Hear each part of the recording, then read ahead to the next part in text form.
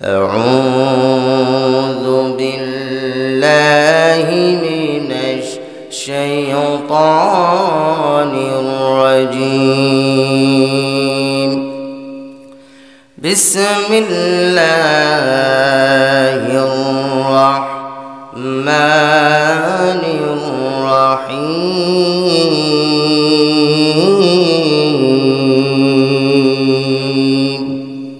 واذكر في الكتاب مريم إذ انتبذت من أهلها مكانا شرقيا فاتخذت من دونهم حجابا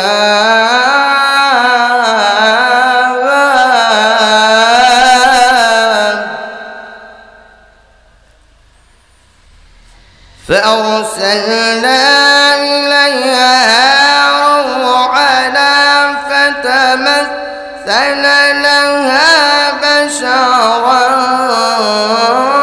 سويا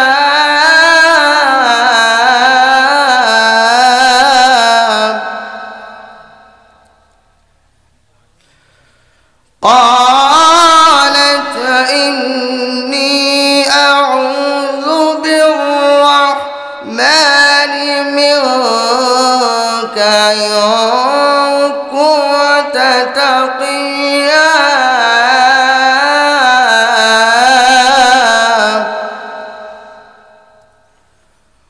قال إنما أنا رسول ربك ليهب لك غلاما زكيا. وقال تعالى في شان حبيبه مخبرا وآمرا আমার একটা স্বপ্ন পূরণ করো ওগো দয়াময়, তোমার পথে চলতে গিয়ে মরণ যেন হয় আমার, তোমার পথে চলতে গিয়ে মরণ যেন হয়। বলুন আমিন। আরো জোরে বলুন আমিন। মোদের একটা স্বপ্ন পূরণ করো ওগো দয়াময়, তোমার কথা বলতে গিয়ে নাও পাই যেন ভয় আমি, তোমার পথে চলতে গিয়ে না পাই যেন ভয়।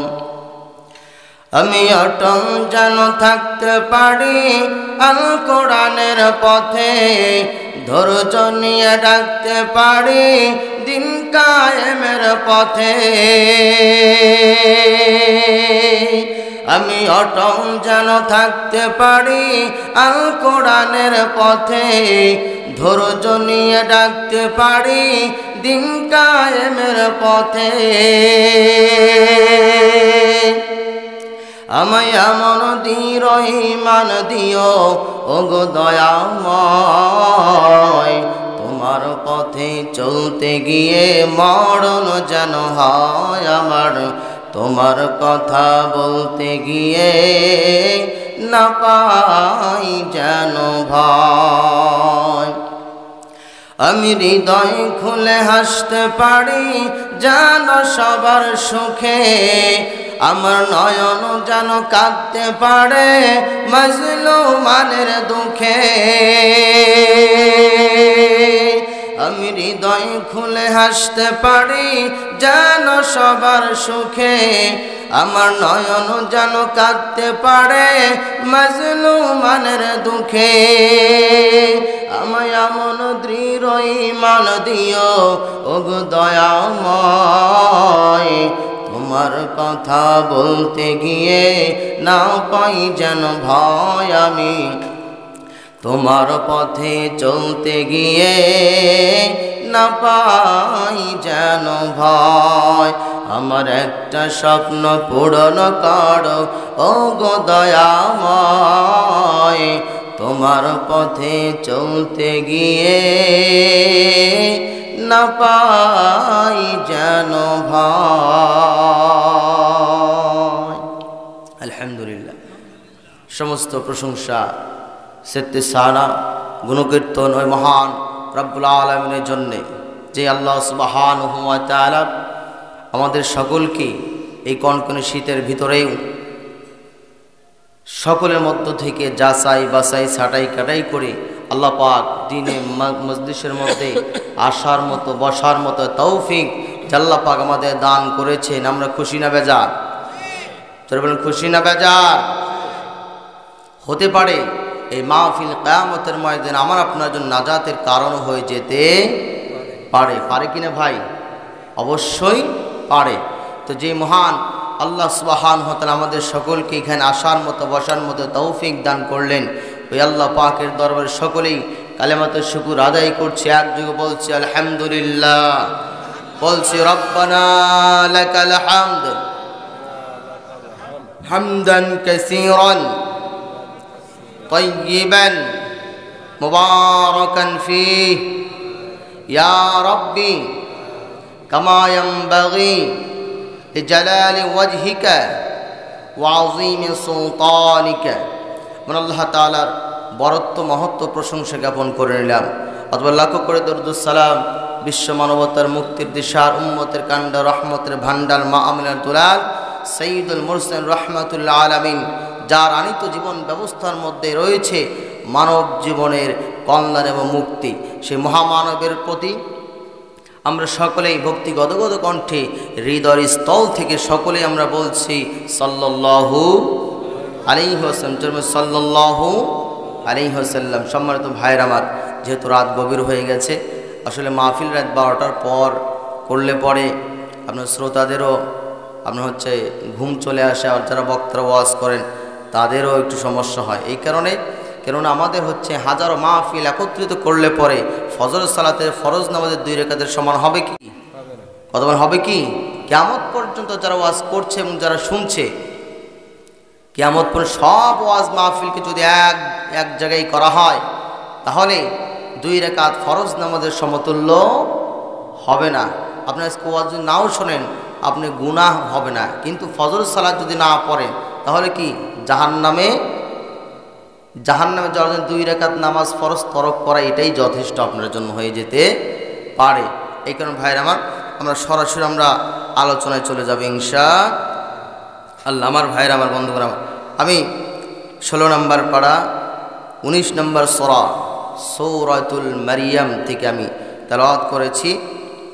16 নম্বর আয়াত থেকে আমি তেলাওয়াত করেছি। যতটুকু পারি তাফসীর করার চেষ্টা করব সময় সাপেক্ষ অনুযায়ী। আমি চেষ্টা করবো ইনশাআল্লাহ কথা অতি দ্রুত অতি তাড়াতাড়ি আমি গুছিয়ে আনার জন্য ইনশাআল্লাহ। আল্লাহ পাক আমাকে তৌফিক দান করুন। আমার ভাই, আমার বন্ধুগণ, আমরা সূরাতুল মারিয়াম থেকে আমরা তেলাওয়াত করেছি। তাহলে কত নম্বর পারা? 16 নম্বর পারা। সূরা কত নম্বর সূরা? 19 নম্বর সূরা। কত নম্বর ভাই? 19 নম্বর সূরা। এই সূরাটা মাক্কি সূরা। কোন সূরা? মাক্কি সূরা। আমার ভাইরা আমার, এই সূরার সামান্য একটু প্রেক্ষাপট পিছন দিকে বলেই আমি সামনের দিকে যাব ইনশাআল্লাহ। আমার ভাইরা আমার, আপনারা জানেন এই পৃথিবীতে যেমন মুসলমান আছে, ঠিক তেমনিভাবে ইহুদি জাতি আছে এবং খ্রিস্টান জাতিও আছে। খ্রিস্টান জাতি আছে না? খ্রিস্টান জাতি আছে। তো খ্রিস্টানেরা আমরা একত্ববাদী বিশ্বাসী। আমরা কয়বাদী বিশ্বাসী? একত্ববাদী বিশ্বাসী। আমরা এক আল্লাহরে মানি। কয় আল্লাহরে মানি? এক আল্লাহ পাক ছাড়া আমরা দ্বিতীয় আর কাউকে মানি। কিন্তু আমাদের উপরে আল্লাহ পাক যেমন কোরআন নাজিল করেছেন, ঠিক তেমনিভাবে ঈসা রুহুল্লাহর উপরেও আল্লাহ পাক ইনজিল নাজিল করেছিলেন, তাই নয় কি ভাই? তো ঈসা রুহুল্লাহর আম্মা, যারা খ্রিস্টান জাতি যারা আছে, এরা 3 আল্লাহ মানে। কয় আল্লাহ? 3 আল্লাহ মানে যিনি স্রষ্টা, এরা কয় বড় আল্লাহ। এরা কি কয়? বড় আল্লাহ। তা ঈসা নবীর মা আল্লাহর স্ত্রী, জোরে কর নাউজুবিল্লাহ। আর এরা ঈসা রুহুল্লাহকে আল্লাহর বেটা মনে করে। কি মনে করে? আল্লাহর ছেলে মনে করে। এরা হচ্ছে তিন আল্লাহ বিশ্বাস করে, তিন আল্লাহ মানে। অকালাতিন নাসারা ঈসা ইবনুল্লাহ, যারা খ্রিস্টান জাতি যারা আছে এরা মনে করে যে ঈসা উল্লাহ হচ্ছে আল্লাহর বেটা। আবার কেউ কেউ খ্রিস্টানদের মধ্যে এমন আছে যারা মনে করে যে ঈসা উল্লাহ তিনি সে নিজেই আল্লাহ। কি নিজেই আল্লাহ। আমার ভাইয়ের, আমার বন্ধুগণ আমার, তারা বাড়াবাড়ি করতে করতে করতে করতে তারা কি করেছে, আল্লাহ পর্যন্ত তারা পৌঁছে দিয়েছে। একজনের বানাইছে আল্লাহর বউ আর আরেকজন বানাইছে আল্লাহর বেটা। এই কারণে নবী করিম সাল্লাল্লাহু আলাইহি সাল্লাম বলেছেন যে ইয়াহুদি জাতিরা তারা উজাইর আলাইহিস সালাতু ওয়াস সালামকে নিয়ে বাড়াবাড়ি করতে করতে তারা উজাইর একজন আল্লাহর জলিল কদর পয়গম্বরকে তারা আল্লাহর বেটা বানিয়ে দিয়েছে। এবং যারা খ্রিস্টান জাতি যারা আছে এরা নবীরে বেশি প্রেম আর মোহাব্বত দিতে এ পর্যায়ে গিয়েছে তারা আল্লাহ পর্যন্ত, আল্লাহর বেটা পর্যন্ত বানিয়ে ফেলেছে। এই নবীজি বলেছেন আমার এত পরিমাণ ভালোবেসো না যাতে করে আল্লাহ পর্যন্ত তোমরা পৌঁছিয়ে দাও। কি মানে আল্লাহর সঙ্গে নবীর সঙ্গে মিলানো যাবে না, আল্লাহর জায়গায় আল্লাহ, রসুলের জায়গায় রসুল। আমার ভাইয়ের আমার, তা আমাদের মধ্যেও কিছু এমন ব্যক্তি আছে যারা পীর সাহেবকে মোহাব্বত করতে করতে এমন পর্যায়ে নিয়ে যায় যে আল্লাহ আর হচ্ছে পীরের মধ্যে কোনো পার্থক্য থাকে? আমার ভাইয়ের আমার, খবরদার। নেতা বলেন, পীর সাহেব বলেন, বড় হুজুর বলেন, যাই কিছু বলেন, আল্লাহ পাকের সঙ্গে শরীক করা যাবে না। এই খ্রিস্টান জাতিদের যে ধারণা ছিল, ভ্রান্ত ধারণা ছিল যে মরিয়ম হচ্ছে আল্লাহর বউ, এই যে ধারণা, এই ধারণাকে খণ্ডন করার জন্য, এই ধারণা যে ভ্রান্ত ধারণা, এই ভ্রান্ত ধারণাকে খণ্ডন করার জন্য, এটা ভুল প্রমাণ করার জন্য আল্লাহ সুবহানাহু ওয়া তাআলা সূরাতুল মারিয়াম নাজিল করেছেন। কোন সূরা? সূরাতুল মারিয়াম। তো মারিয়াম আলাইহিস সালাতু ওয়াস সালাম তিনি কিভাবে আসলেন, তার জীবন বৃত্তান্ত কি, আমরা সংক্ষেপ পরিসরে আলোচনা শুনবো ইনশাআল্লাহ। আমার ভাইয়ের আমার, তো মারিয়াম আলাইহিস সালাতু ওয়াস সালামের, আমরা মারিয়াম আলাইহিস সালাম পরিবার সম্পর্কে আমরা কিছু জেনে নিই। মরিয়ম আলাইহিস সালাতু ওয়াস সালাম বাবার নাম ছিল হযরত ইমরান। নাম কি? আমাদের মধ্যে ইমরান আছে না? মারিয়াম আলাইহিস সালামের বাবার নাম কি ছিল? ইমরান। আর মূসা আলাইহিস সালামের বাবার নামও ছিল ইমরান। মূসা নবীর বাবার নাম কি ছিল? ইমরান। মূসা নবীর বাবার নাম কি ছিল? ইমরান। আর মরিয়ম আলাইহিস সালামের বাবার নাম কি ছিল? ইমরান। মরিয়ম আলাইহিস সালাতু ওয়াস সালামের মায়ের নাম ছিল হযরত হান্না। নাম কি? এই নামগুলো মনে রাখবেন, সামনে আসবে, আলোচনার প্রেক্ষিতে সামনে আসবে। তাহলে মরিয়মের মায়ের নাম কি? হান্না। মরিয়ম ইসলামের বাবার নাম কি? ইমরান। তো কোরআনে কারিমের ভিতরে আরেকজন বলা হয়েছে মরিয়ম আলাইহিস সালাতু ওয়াস সালামের ভাইয়ের কথা এসেছে, তবে মুফাসসিরিনগণ বলেছেন যে তারা কেউ বলেছেন মরিয়ম আলাইহিস সালাতু ওয়াস সালামের ভাই হতেও পারে, নাও হতে পারে, যদিও কোরআনের মধ্যে এটা এসেছে। মরিয়ম আলাইহিস সালাতু ওয়াস সালামের ভাইয়ের নাম এসেছে হযরত হারুন। নাম কি? হারুন। নাম কি? হযরত হারুন আলাইহিস সালামের নাম এসেছে তে পর্যায়ে। আর মরিয়ম আলাইহিস সালাতু ওয়াস সালামের ছেলের নাম হযরতে ঈসা রুহুল্লাহ। নাম কি? ঈসা রুহুল্লাহ।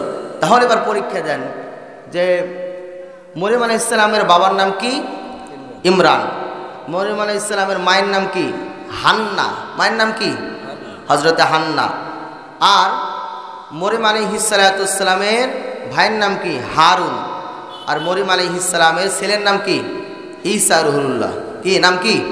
ঈসা রুহুল্লাহ। আমার ভাইরা আমার, এই 4-5 জন সামনে ঘটনার প্রেক্ষিতে আসবে ইনশাল্লাহ। আমার ভাই, আমার বন্ধুগণ আমার, এই মরিয়ম আলাইহিস সালাতু ওয়াস সালামের বাবার নাম কি ছিল? ইমরান। ইনি ছিলেন বাইতুল মুকাদ্দাস মসজিদের হচ্ছে ইমাম। বাইতুল মুকাদ্দাস মসজিদের কি ছিলেন? বাইতুল মুকাদ্দাস মসজিদের ইমাম ছিলেন। তো ইনি বাইতুল মুকাদ্দাস মসজিদের ইমাম থাকা অবস্থায় তার বয়স অনেক হয়ে গিয়েছিল, কিন্তু বেটা বেটি হয় না, বেটা বেটি কি ছিল না। এই ইমরান আলাইহিস সালাতু ওয়াস সালাম তিনি একদিন লক্ষ্য করলেন একটা মা পাখি আর একটা সানা পাখিরে সুন্দর করে, আপনারা দেখবেন বাসার মধ্যে অনেক সময় মা পাখি সানা পাখিরে ঠোঁট দিয়া কোথায় থেকে যেন খাবার নিয়ে এসেছে, খাবার নিয়ে আসার পরে মা পাখিটা ছানা পাখির মুখের ভিতরে সুন্দর করে আদর করে করে মা পাখি ছানা পাখির মুখের মধ্যে তুলে তুলে খাওয়ায় কিনা? আমার ভাইয়ের, আমার বন্ধুরা, আমার হযরত ইমরান আলাইহিস সালাতু ওয়াস সালাম মরিয়মের আব্বা তিনি একদিন লক্ষ্য করলেন যে মা পাখি ছানা পাখিটারে সুন্দর করে আদর করে মোহাব্বত করে খাবার খাওয়াচ্ছে। এই যে মায়ের প্রতি সন্তানের ভালোবাসা, এটা দেখার পরে হযরতে ইমরান আলাইহিস সালাতু ওয়াস সালামের দিলের ভিতরে সন্তানের মায়া মোহাব্বত তার অন্তঃকরণের মধ্যে জাগ্রত হয়ে যায়। যাদের সন্তান নাই তারাই জানে সন্তান না থাকার কি একটা আবেগ আছে না। যাদের 5 বছর 7 বছর যাদের সন্ততি হয় না, তারা এমন কোনো কাজ নাই যা করে না। মানে মাজার দরগা দুর্গ থেকে শুরু করে এমন কবিরেজ নাই, লোকে যা বলে যদি গু খাইতে বলে তাও খায়। আল্লাহ তাও যদি একটা বেটা দেয়, আল্লাহ তাও যদি কি দেয়, আল্লাহ তাও যদি একটা বেটা দেয়। সম্মানিত মুসলমান ভাইরা, আমার বন্ধুরা, আমার বেটার জন্য মানুষ এমন কিছু নাই যা মানুষ করে না। কিন্তু আমার ভাইরা, আমার বন্ধুগণ, আমার ভুলে গেলে চলবে না। হযরতে ইব্রাহিম আলাইহিস সালাতু ওয়াস সালামকে আল্লাহ রাব্বুল আলামিন ৮৬ বছর বয়সে প্রথম বেটা দান করেছিলেন। কত বছর বয়সে? ৮৬ বছর বয়সে হযরত ইসমাঈল আলাইহিস সালাতু ওয়াস সালামকে আল্লাহ পাক দান করলেন। আল্লাহ রাব্বুল আলামিনের কাছে ইব্রাহিম আলাইহিস সালাতু ওয়াস সালাম তিনি একটা দোয়া সব সময় তিনি করতে লাগলেন, রব্বি হাবলি মিনাস সালিহিন।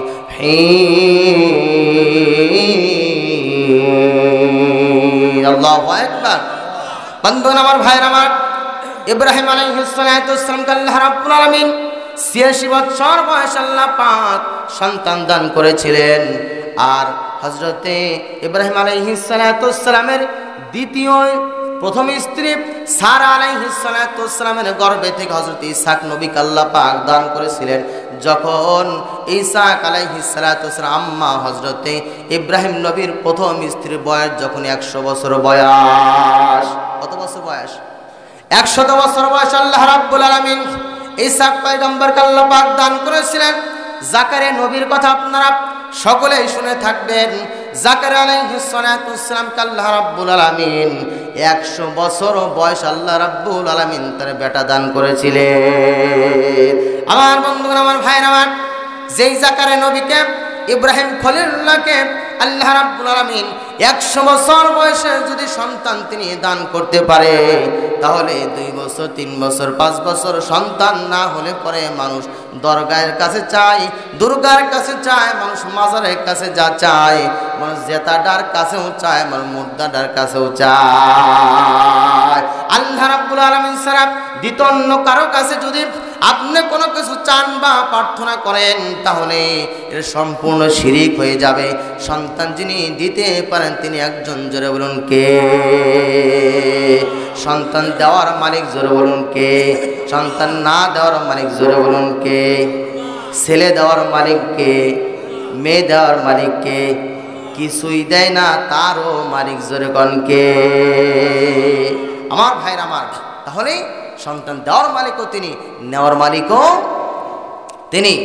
আমার ভাইরা, আমার বন্ধু, আমার বলতেছিলাম ইমরান আলাইহিস সালাতু ওয়াস সালাম তিনি যখন দেখলেন মা পাখি ছানা পাখিটার এরকম করে যখন খাবার খাওয়াচ্ছে, এমত অবস্থায় হযরতে ইমরান আলাইহিস সালাতু ওয়াস সালাম তিনি সিজদায় পড়ে গেলেন। আল্লাহ পাককে ডাক দিয়ে বললেন, রব্বুল আলামিন, আল্লাহ তাআলা তোমার তরফ থেকে তুমি আমার একটা সন্তান দান করো। মালিকের দরবারে কবুলের মঞ্জুর হয়ে গেল। এরপর আল্লাহ রাব্বুল আলামিন হযরত হান্নার গর্ভে অর্থাৎ মরিয়মের আম্মার গর্ভের ভিতরে আল্লাহ সুবহানাহু ওয়া তাআলা সন্তান ধারণ করে দিলেন। সন্তান ধারণ যখন করলেন, সন্তান যখন ভূমিষ্ঠ হবে তার আগে হযরতে মারিয়ামের আম্মা আল্লাহ রাব্বুল আলামিনকে ডাক দিয়ে বললেন, রব্বুল আলামিন, আমাকে তুমি যদি সন্তান দাও তাহলে সেই সন্তানটা আমি বাইতুল মুকাদ্দাস মসজিদের জন্য আমি খাদেম হিসেবে বানায় দিব। কি বানায় দিব? খাদেম বানায় দিব। আমাদের মসজিদের খাদেম আছে না, মসজিদ ঝাড়ু দেয়, পয় পরিষ্কার করে। এখন পুরুষ হইলে না খাদেম বানানো যায়, মেয়ে মানুষ কি খাদেম বানানো যায়? মেয়ে মানুষকে খাদেম বানানো যায়? সম্মানিত ভাইরা আমার, বন্ধুগণ আমার, মারিয়াম আলাইহিস সালাতু ওয়াস সালামের আম্মা আল্লাহ রাব্বুল আলামিনকে ডাক দেন, রব্বুল আলামিন তুমি যদি আমাকে সন্তান যদি দান করো তাহলে আমি এই সন্তানকে আমি বাইতুল মুকাদ্দাস মসজিদের জন্য আমি খাদেম হিসেবে আমি বানায় দিব। কিন্তু দেখা গেল কি হযরত মারিয়াম আলাইহিস সালাতু ওয়াস সালাম তিনি যখন দুনিয়াতে তিনি যখন আসলেন, কন্যা সন্তান হয়েছে নাকি পুরুষ হয়েছে? পুরুষ না কন্যা? কন্যা সন্তান হলো। আল্লাহ রাব্বুল আলামিনকে ডাক দিয়ে বললেন, ফালাম্মা ওয়াদাআতহা ক্বালাত রাব্বি ইন্নী ওয়াদাআতুহা উনসা ওয়াল্লাহু আ'লামু বিমা ওয়াদাআত ওয়া লাইসা যাকারু কাল উনসা। সম্মানিত মুসলমান ভাইরা আমার, আল্লাহ রাব্বুল আলামিনকে ডাক দিয়ে বললেন, রব্বুল আলামিন তুমি যে আমাকে সন্তান দান করেছো তা কন্যা সন্তান হয়েছে, সুতরাং কন্যা সন্তান যে হয়েছে তুমি এটা অবশ্যই তা জানো। আর এই কন্যা সন্তানকে আমি বাইতুল মুকাদ্দাস মসজিদের জন্য কিভাবে খাদেম বানাতে পারি? মেয়েদের কি খাদেম বানানো যায়? খাদেম বানানো যায় না। এখন যখন মরিয়ম আলাইহিস সালাতু ওয়াস সালাম তিনি যখন ভূমিষ্ঠ হলেন, ভূমিষ্ঠ হওয়ার পরে দান করেছেন কে? কথা বলেন কে? আল্লাহ পাক মরিয়ম আলাইহিস সালাতু ওয়াস সালাম সম্পর্কে বলছেন, ও মরিয়মের আম্মা ওয়ালাইসা যাকারু কাল উনসা, তোমার যে কন্যা সন্তান আমি আল্লাহ পাক যে দিয়েছি এ মহিষী গরিয়সী নেককার পরহেজগার একজন মহিলা হবে, যা পৃথিবীর ভিতরে আমি আল্লাহ সুবহানাহু ওয়া তাআলা জান্নাতে এক নারী তোমাকে দান করেছে। সুবহানাল্লাহ বলেন। সম্মানিত মুসলমান ভাইরা আমার, আল্লাহ রাব্বুল আলামিন নিজেই বললেন, ওয়া ইন্নী সাম্মাইতুহা মারইয়াম, আমি তার নাম রেখে দিলাম হযরতে মারইয়াম। আল্লাহ নিজেই নাম রাখলেন, ও মরিয়মের আম্মা, ও হান্না, তোমার মেয়ের নাম আমি আল্লাহ পাক মারিয়াম রেখে দিলাম। জোরে কান সুবহানাল্লাহ। মারিয়াম শব্দের অর্থ হচ্ছে পুত পবিত্র নারী, পুত পবিত্র রমণী বা নারী বা পরিশুদ্ধ নারী। বা মারিয়াম শব্দের হিব্রু ভাষায় মারিয়াম শব্দের অর্থ হলো আল্লাহর ঘরের সেবিকা। আল্লাহর ঘরের সেবিকা, আল্লাহর ঘরে যে সেবা যত্ন করে। মারিয়াম শব্দের অর্থ হচ্ছে আল্লাহর ঘরে যে সেবা যত্ন করে, এটাই হচ্ছে মারিয়াম শব্দের অর্থ। এরপরে আল্লাহ রাব্বুল আলামিন বললেন, ও মরিয়মের আম্মা হান্না তুমি শোনো, ওয়া ইন্নী উঈযুহা বিকা ওয়া যুররিয়াতাহা মিনাশ শাইতানির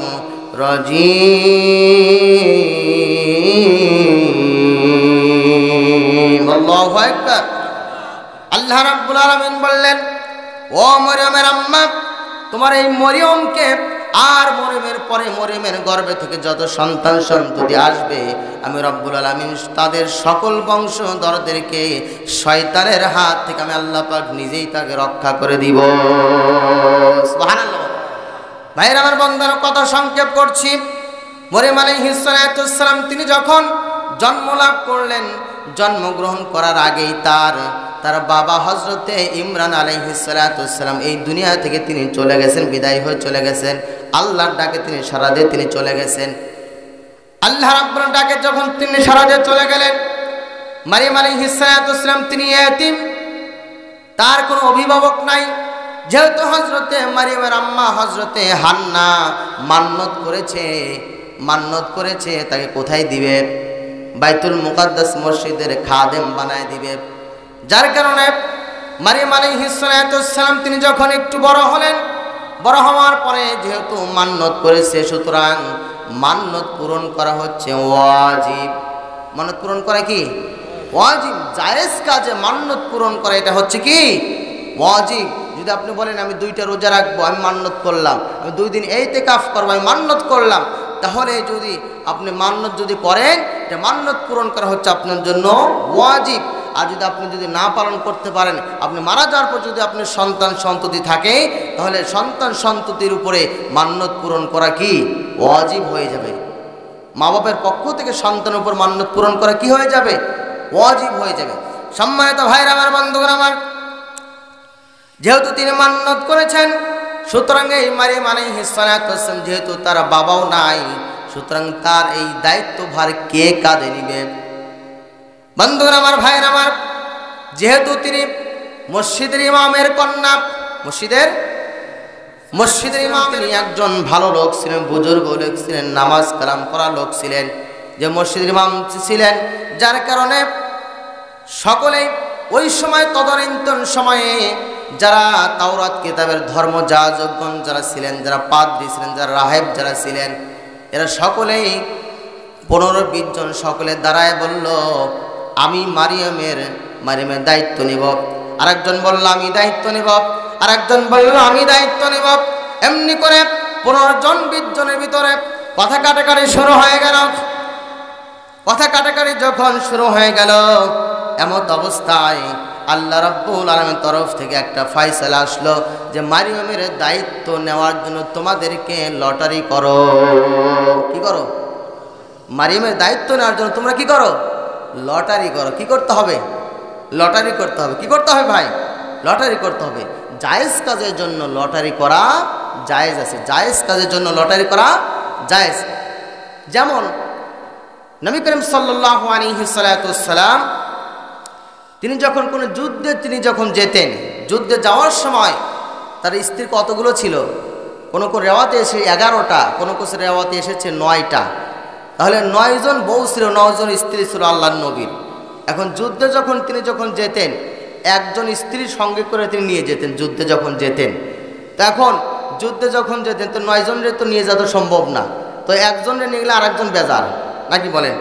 আর সতীন একটু হিংসা আছে না নাই? কথা কন না, যার 2 বউ আছে সেই জানে জ্বালা কি, নাকি কন? সতীন আছে না নাই? যার 2 বউ আছে সেই জানে যে এর জ্বালা কি। এখন 9 বউরে তো আর নেওয়া সম্ভব না। এখন নবীজি কি করতেন? লটারি করতেন।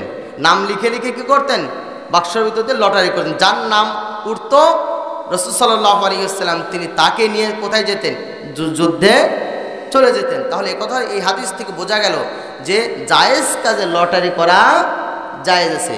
কিন্তু ওই যে ঈদের সামনে অনেক সময় হই কাণ্ড আর রই ব্যাপার, কি ব্যাপার 20 টাকায় পেয়ে যাচ্ছেন হুন্ডা, আছে না নাই? আপনার পেয়ে যাচ্ছেন মাত্র 20 টাকা, 20 টাকায় পেয়ে যাচ্ছেন হুন্ডা, ফ্রিজ, এরকম আছে না নাই? লটারি আছে না? এসব হারাম। এই লটারি কি হারাম। 20 টাকার বিনিময়ে আপনি হচ্ছে 2 লাখ টাকা দামের আপনি হুন্ডা নিয়ে যাচ্ছেন, এতই সস্তা। এটা কি ইসলাম হারাম করেছেন? ওই লটারি ধরা কি ইসলাম হারাম করেছেন। সম্মানিত ভাইরা আমার, বন্ধুগণ আমার, আল্লাহ রাব্বুল আলামিন হযরত জাকারিয়া আলাইহিস সালাতু ওয়াস সালামের মাধ্যমে আল্লাহ পাক জানালেন, ও জাকারিয়া লটারি করো, যে লটারিতে জিতবে সেই হযরতে মারিয়াম আলাইহিস সালাতু ওয়াস সালামের দায়িত্বভার কাঁধে তুলে নিবে। লটারি করার সিস্টেম কি জানেন? খুব কঠিন একটা লটারি। নদীতে স্রোত বয়ে যাচ্ছে, নদীতে কি স্রোতবাহী নদী, যে নদীতে স্রোত একদিক থেকে তীরের গতিতে আর একদিকে চলে যাচ্ছে। বলা হলো তোমরা প্রত্যেককে লাইনে কাতারবদ্ধভাবে দাঁড়িয়ে যাও। আর ওই সময় তদানীন্তন সময়ে যে তাওরাত লেখার যে কলম ছিল, তাওরাত লেখার কি কলম ছিল, যেই কলম দিয়ে তাওরাত কিতাব লিখতো, ওই কলমটা খুব দামি কলম ছিল। কি কলম ছিল?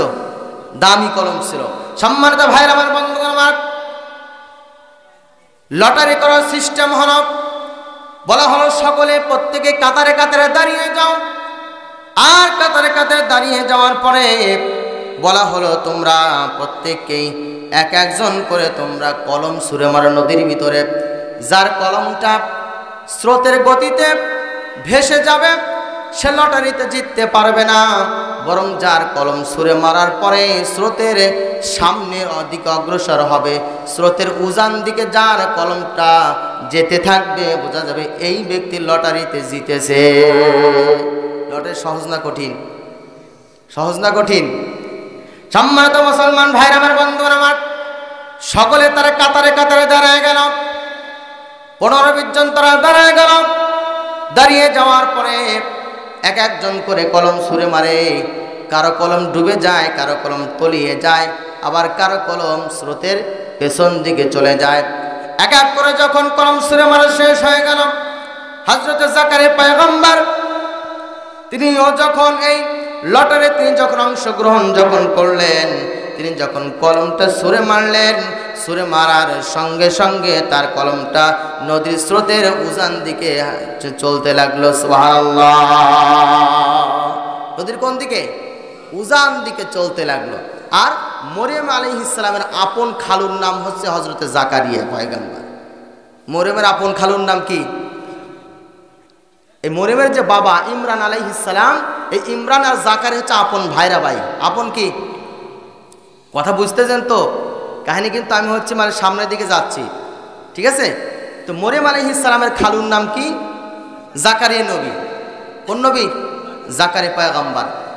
তো জাকারিয়া আলাইহিস সালাম তিনি যখন তার কলমটা যখন ছুঁড়ে মারল, ছুঁড়ে মারার সঙ্গে সঙ্গে তার কলম যখন নদীর স্রোতের উজান দিকে যখন যেতে লাগলো, চলতে যখন লাগলো, তখন সকলে পাদ্রী মিলা বলল, যেহেতু জাকারিয়া নবীর কলমটা উজানের সামনের দিকে যখন চলে গেছে, সুতরাং নিয়ম অনুযায়ী, লটারির নিয়ম অনুযায়ী হযরতে মারিয়াম আলাইহিস সালাতু ওয়াসসালাম দায়িত্বভার হযরতে জাকারিয়া আলাইহিস সালাতু ওয়াসসালাম নেওয়ার অধিকার রাখে। অধিকার রাখে কে? লটারিতে জিতেছে কে? জাকারিয়া নবী। সম্মানিত মুসলমান ভাইরা আমার, বন্ধুরা আমার, জাকারিয়া নবী তিনি যখন লটারিতে তিনি যখন জিতে গেলেন, জিতে যাওয়ার পরে হযরতে মারিয়াম আলাইহিস সালাতু ওয়াসসালামের কাঁধে মারিয়াম আলাইহিস সালাতু ওয়াসসালামের দায়িত্বভার হযরতে জাকারিয়া পয়গম্বর তিনি নিয়ে নিলেন। নিয়ে নেওয়ার পরে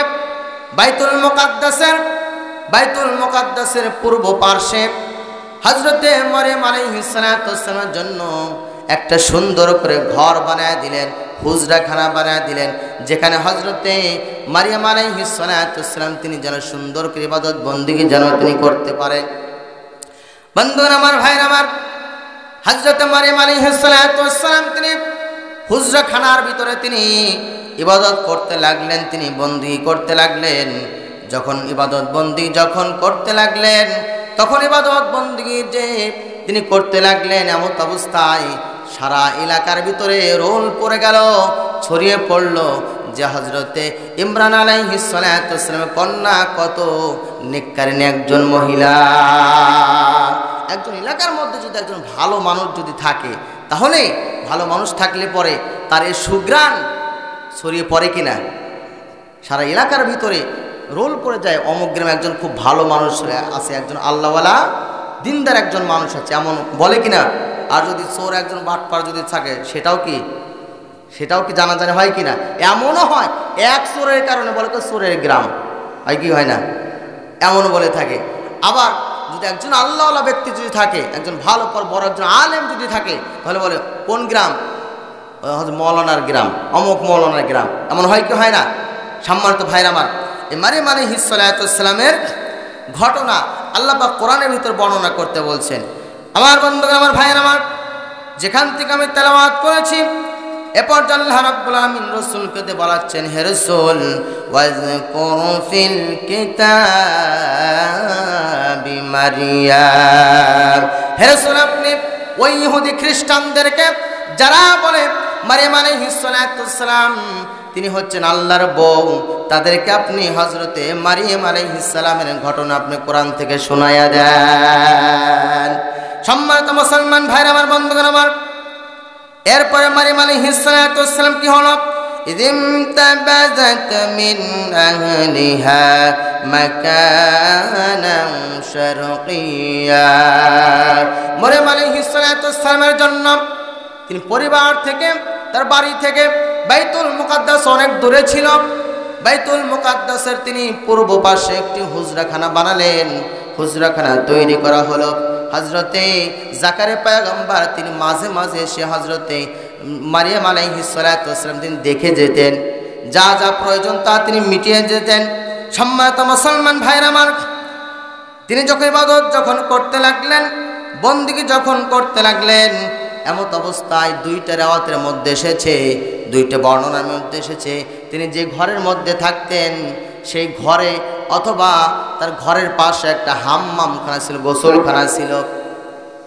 তার নিজের ঘরে অথবা হাম্মামখানার ভিতরে তিনি কি করলেন? ফাত্তাখাযাত মিন দুনিহিম হিজাবা, গোসল করার জন্য, নিজেকে আড়াল করার জন্য তিনি একটি হিজাব তৈরি করলেন, একটু ঘেরা দিলেন। আর সেখানে তিনি যখন গোসল করার জন্য তিনি যখন গেলেন, এমত অবস্থায় মহান আল্লাহ রাব্বুল আলামিনের তরফ থেকে ফেরেশতা চলে আসলো। আর এই ফেরেশতা মানুষের রূপ ধারণ করে আসলো হযরত জিবরাইল আমিন। কোন ফেরেশতা? জিবরাইল আলাইহিস সালাতু ওয়াস সালাম আসলেন। আল্লাহ পাক বলছেন ফাআরসালনা ইলাইহা রূহানা ফাতামাসসালা লাহা বাশারান সাবিয়া।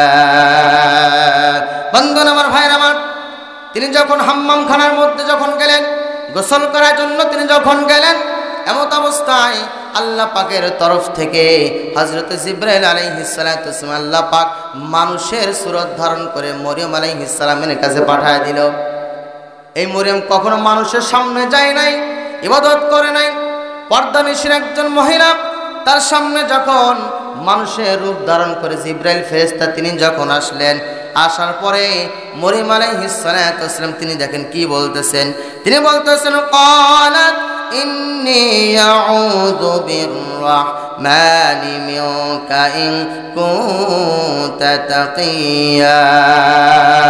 মরিয়ম আলাইহিস সালাতু ওয়াস সালাম বললেন, রব্বুল আলামিন, এই যে সামনে মানুষটা তুমি যে এসেছো, সুতরাং তোমার কাছ থেকে আমি আল্লাহর কাছে পানা চাই। কেননা আমার এই মুখ আমি কোনো পুরুষকে পর্যন্ত আমি দেখাই নাই, কোনো পুরুষকে আমার এই মুখে পর্যন্ত দেখাই নাই, আমার খালুও ভালো করে দেখতে পারে নাই। সুতরাং তুমি কিভাবে এখানে আসলে? তুমি যদি সত্যিকার অর্থে যদি আল্লাহওয়ালা হও, দিনদার হও, তাহলে তুমি আল্লাহ রাব্বুল আলামিনকে ভয় করে এখান থেকে তুমি এখনই তুমি চলে যাও। এখন তিনি কি মানুষ না ফেরেশতা? মানুষ না ফেরেশতা? ফেরেশতা।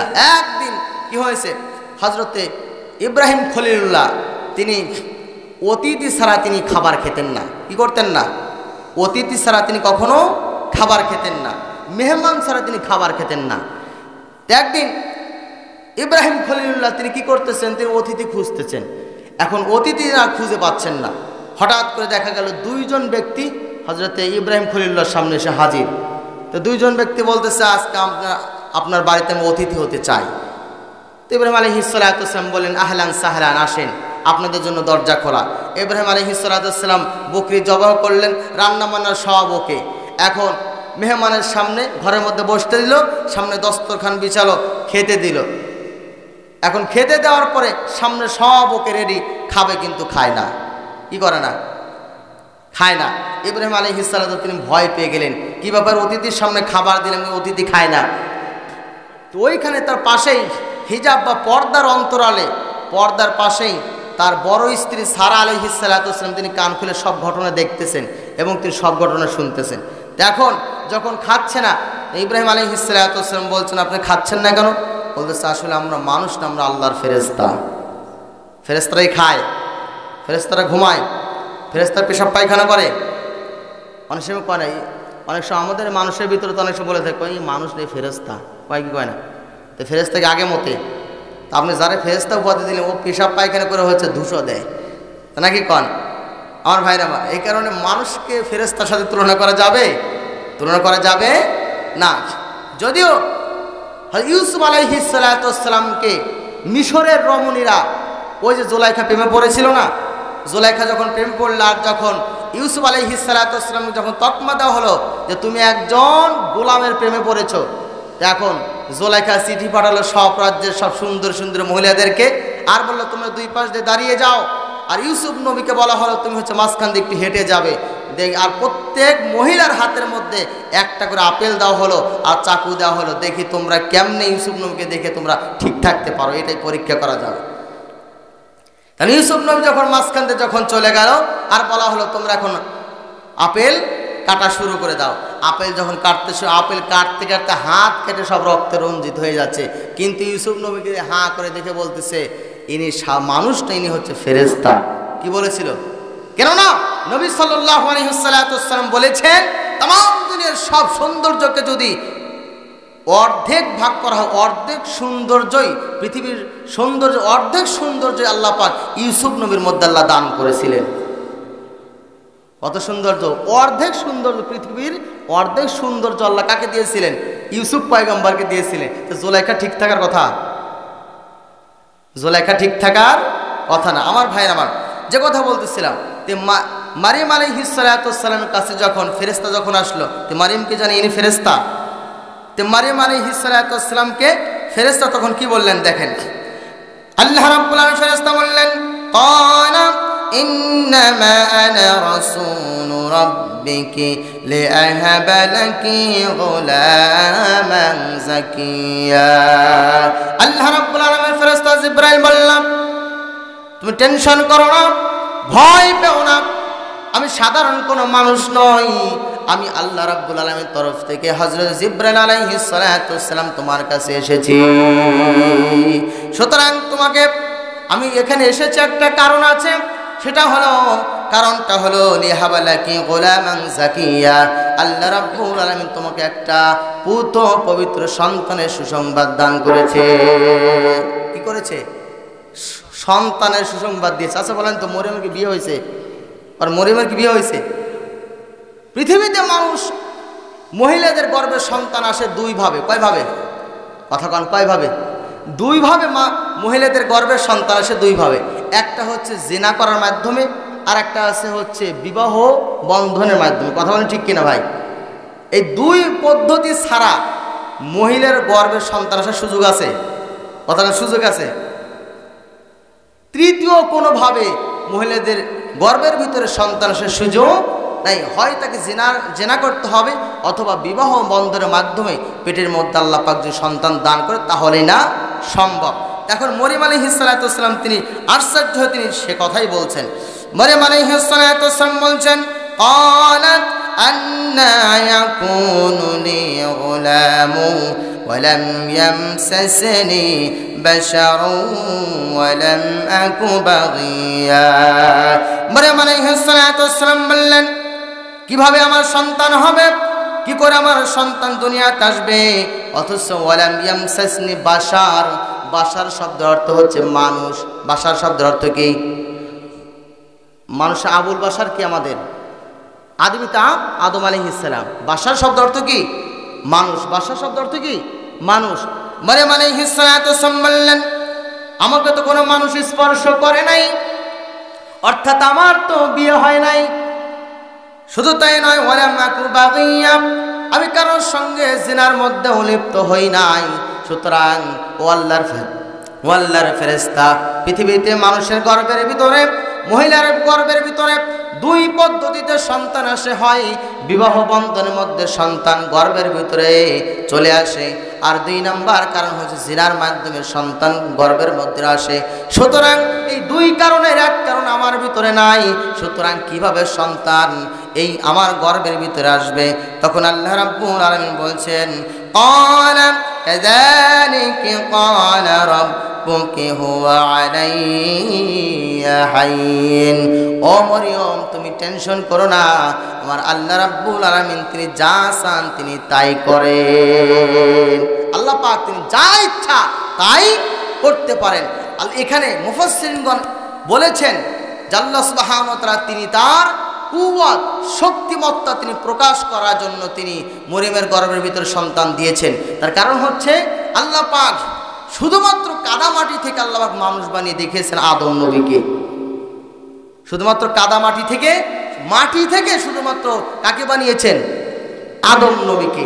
আর হাড্ডি থেকে, মানে আদম নবীর বাম পাজরের হাড় থেকে রাসূল সাল্লাল্লাহু আলাইহি ওয়াসাল্লাম বলছেন খলিকাত মিন দিলাই, যে আদমকে, হাওয়া আলাইহিস সালামকে আল্লাহ পাক বানিয়েছেন যে আদম নবীর বাম পাজরের এই যে বাঁকা হাড় আছে না, বাঁকা হাড্ডি থেকে আল্লাহ পাক হাওয়া আলাইহিস সালামকে বানিয়েছেন। এই কারণে রাসূল বলেছেন কি জানেন, যে মহিলারা যেহেতু তাদেরকে সৃষ্টির শুরুতে বাঁকা হাড় দিয়ে বানানো হয়েছে, এই কারণে সৃষ্টিগতভাবে মহিলার একটু বেঁকা। মহিলার কি, আপনি বলেন ডাইনে যাও, সে যাবে বামে। আপনি বলেন মার্কেটে যায় না, সে কই আমি যাবই যাব। আপনি বলবেন যে 500 টাকা দামের শাড়ি নাও, সে বলবেন না 500 হবে, 1500 টাকা লাগবে। কতক্ষণ ঠিক কিনা? আপনার ডাইনে যান, সে যাবে বামে, আপনার বামে যান, সে যাবে কোথায়? ডাইনে। আমার ভাইয়ের, আমার বন্ধুরা, আমার ছোট্ট একটা ঘটনা মনে পড়ে গেল। একজনের বউ মারা গেছে, পানিতে পড়ে বউ মারা গেছে। তখন এই লোকটা বউ, আসলে বলেন তো দেখি, যদি পানিতে নদীর ভিতরে যদি কেউ মারা যায় তাহলে উজান দিকে যায় নাকি ভাটিয়ালের দিকে যায়? মানুষ যদি মারা যায় তাহলে ভাটিয়ালের দিকে যায়। ওই লোকটা উজান দিকে বউ খুঁজতেছে। লোকজন বলতেছে তুমি উজান দিকে বউ খুঁজো কেন? বলতে সারা জীবন যে আমার কথার উল্টো চলেছে, আমার উজান দিকে চলেছে, সুতরাং আমার মনে হয় এ মরার পরেও ভাটিয়ালের দিকে যায় না, বরং উজান দিকেই গেছে। কথাটা ঠিক কিনা? আপনাদের বইরম তেরা আছে তো? কি তেরা না সোজা? কার কার বউ তেরা দেখি হাত তোলেন তো দেখি, হাত তোলেন তো দেখি। একজনও নাই। ওই একজন পাওয়া গেছে, ওর বিয়েই করে না, দেখছি মানে বিয়েই করে না, তেরা হইলো কি করে নাকি কর? আমার ভাইয়ের, আমার হযরত আব্দুল কাদের জিলানীর কাছে একবার এক লোক গেছে, এক যুবক গেছে যে হুজুর দোয়া করেন আল্লাহ যিনি একটা বেটা দেয়। তা আব্দুল কাদের জিলানী রহমাতুল্লাহি আলাইহি তিনি খুব সুন্দর করে দোয়া করেছেন। বলছে বাবা তুমি 1 বছর ওয়েট করো, দেরি করো, তুমি অপেক্ষায় থাকো, প্রতীক্ষা করো, 1 বছর পর আমার সাথে দেখা করো। 1 বছর পর আসার পরে বলতেছে খুব গরম মিজাজ, বলছে হুজুর কি দোয়া করলেন? আল্লাহ তো বেটা দিল না। তো আব্দুল কাদের জিলানী বলতেছে বাবা দোয়া করেছি, বেটা তো আল্লাহ দেওয়ার কথা। বলছে বিয়ে করছো না? কয় বিয়ে করে নেই। কি করিনি? কয় বিয়ে করিনি। তেন বিয়ে না করে কি হচ্ছে? বেটা উনি 2 হাত তুলছে, কয় হুজুর আমি জ্বালায় আছি, আমার বউ কথা শোনে, উনি বিয়েই করে নাই।